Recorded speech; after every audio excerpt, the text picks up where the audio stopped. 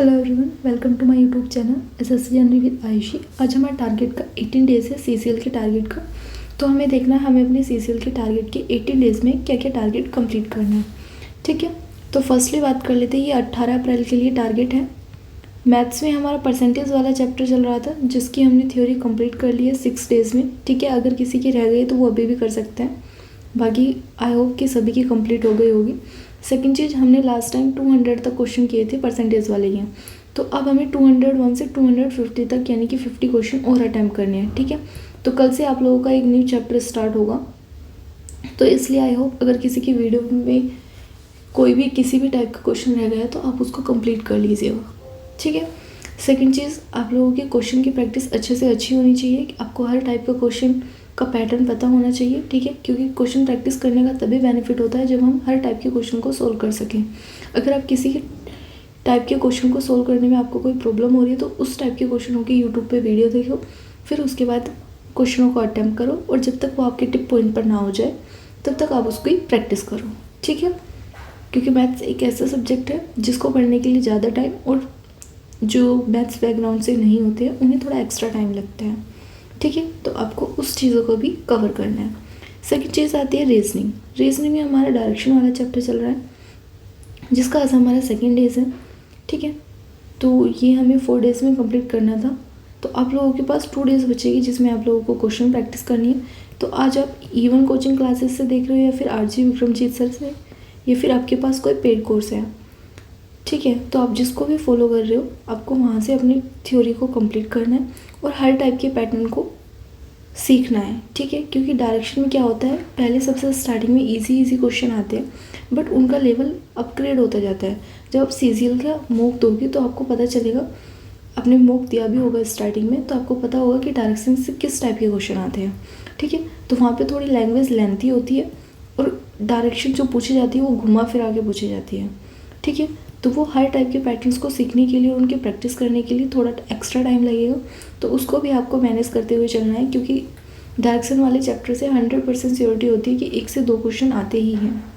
ठीक है, blood relation और डायरेक्शन ये एग्जाम में सबसे ज़्यादा इंपॉर्टेंट है, और यहाँ से क्वेश्चन आते ही, ऐसा नहीं है कि किसी भी ईयर्स नहीं आया है, पर यह आता है, और सबसे थोड़ा मॉडरेट टाइप का एक चैप्टर्स है, बट इजी है। अगर आपकी टिप पॉइंट पर हो गए, आप अच्छे से थ्योरी कंप्लीट करते हो, फिर प्रैक्टिस करते हो। स्टार्टिंग में देखो क्वेश्चन सोल्व नहीं होगी तो कोई दिक्कत नहीं है, बाकी आपको किसी भी क्वेश्चन को सोल्व करने में कोई प्रॉब्लम आ रही है तो आप टेलीग्राम पर उसका एसेस शेयर कर सकते हो। ठीक है, जैसे ही मुझे टाइम मिलता है मैं आपको सोल्व करके टेलीग्राम पर आपका रिप्लाई कर दूँगी। ठीक है, सेकंड चीज़ आती है हमारी इंग्लिश। इंग्लिश में हमारा वोकैब वाला पोर्शन चल रहा है। वोकैब में हमारा एंटोनिम्स थे, जो हमें 481 से 500 तक करने हैं, यानी कि लास्ट टाइम हमने 30 किए थे, अब हमें 20 करने हैं। ठीक है, ऐसे ही हमें ईडियम्स करने हैं। ईडियम्स हमने 481 तक किए थे, तो अब हमें 481 से 50 तक करने हैं। ठीक है, थ्योरी में क्या चल रहा है, थ्योरी में हमारा नाउन चैप्टर चल रहा है।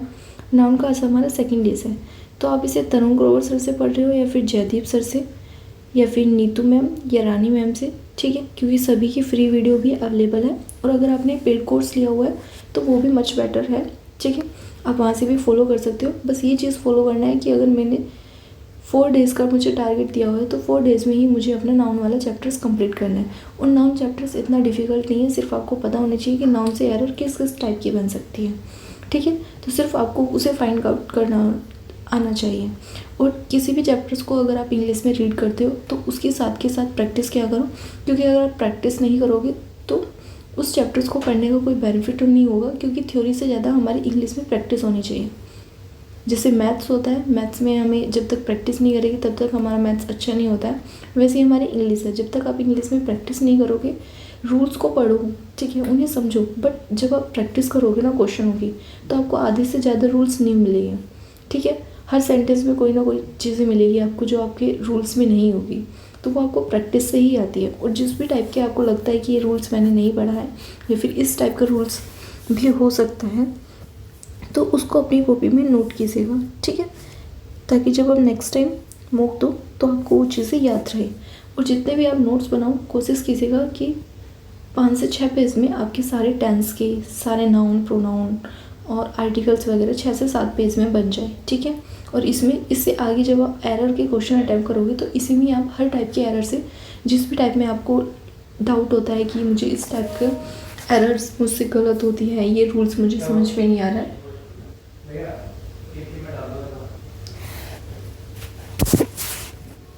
तो आप उसको नोट कीजिएगा, ठीक है। नोट करने के बाद फिर आप उसको जब भी आप मॉक टेस्ट दोगे तब अपने नोट्स को पहले रिवाइज करना है और उसके बाद मॉक टेस्ट देना है, ठीक है।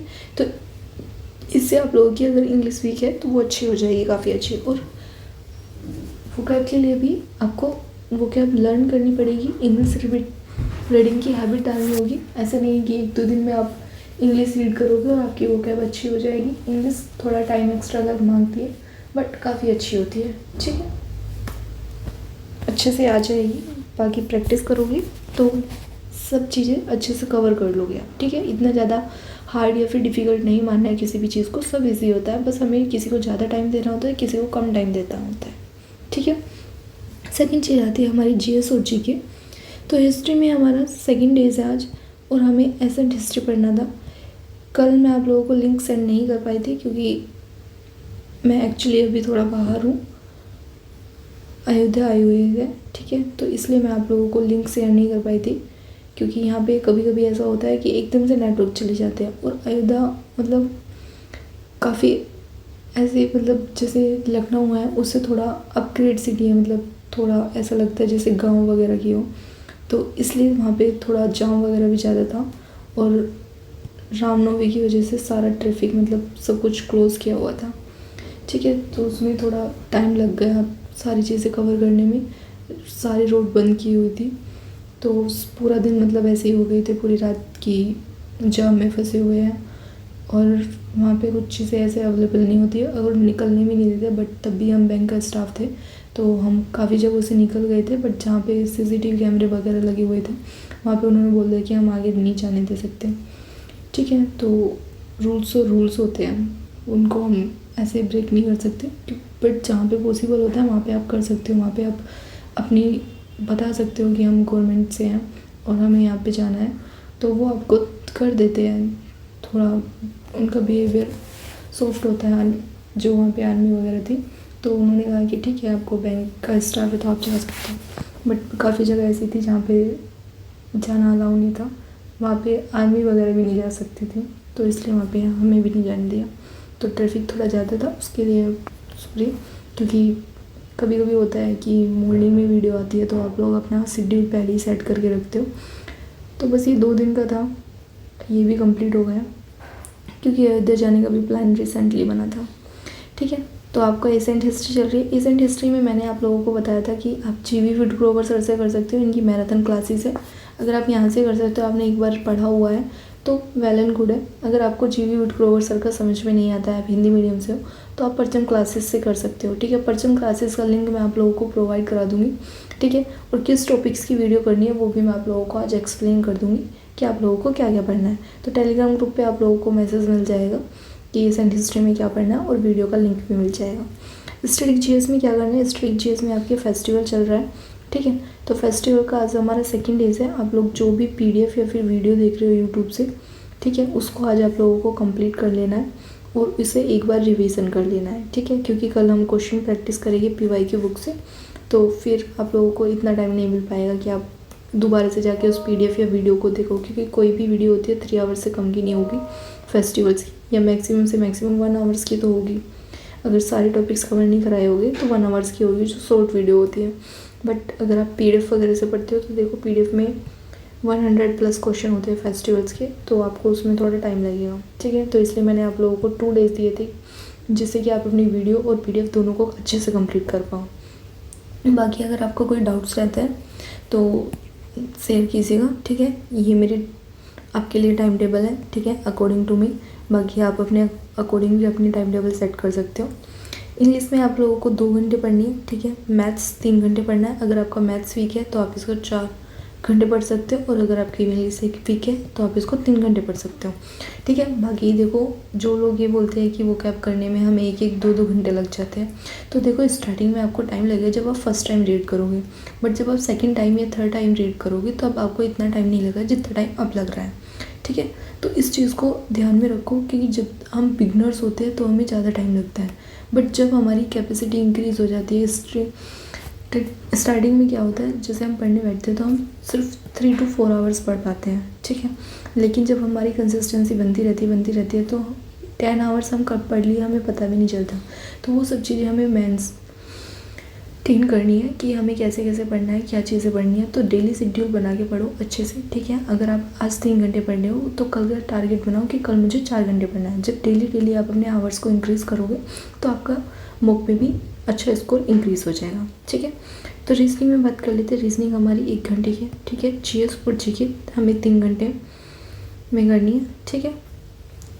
आप लोगों का अगर कोई भी डाउट्स होता है तो ये मेरा टेलीग्राम चैनल है SSC general with Ayushi, link आप लोगों को डिस्क्रिप्शन में मिल जाएगा, वहाँ से आप टेलीग्राम ग्रुप ज्वाइन कर सकते हो। बाकी कल मैंने आपको लोगों को एक सेक्शनल मॉक के लिए बोला था, यानी कि चैप्टर वाइज मॉक था मैथ्स का।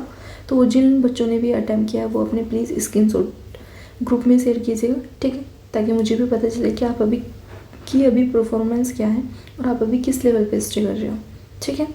तो जो आप लोगों को बोला जाए कि आपको ग्रुप में सेंड करना है, आपको मॉक टेस्ट देना है, तो प्लीज़ उसको फॉलो किया करो, क्योंकि ऐसे बेनिफिट्स नहीं होता। मैं आपको बता रही हूँ, आप वीडियो सुन रहे हो, अपने हिसाब से कर रहे हो, ठीक है। तो उसमें आपका भी थोड़ा ये होता है कि हमें सिर्फ अपने हिसाब से करना है। देखो, अगर आप अपने हिसाब से चलोगे तो आप 6 मंथ्स में CGL क्रैक नहीं कर पाओगे, क्योंकि CGL एक टफेस्ट एग्ज़ाम है। अगर UPSC के बाद किसी में कंपटीशन ज़्यादा है तो वो सिर्फ CGL है, ठीक है। तो अपनी टारगेट्स को अच्छे से कंप्लीट करो और अपने मॉक को भी अच्छे से स्क्रीनशॉट वगैरह शेयर किया करो, ठीक है, विद नेम, ओके। तो वीडियो अगर अच्छी लगी हो तो प्लीज़ लाइक, शेयर और सब्सक्राइब कीजिएगा। Thank you for watching my video. मिलते हैं नेक्स्ट वीडियो में, तब तक के लिए जय हिंद, जय भारत।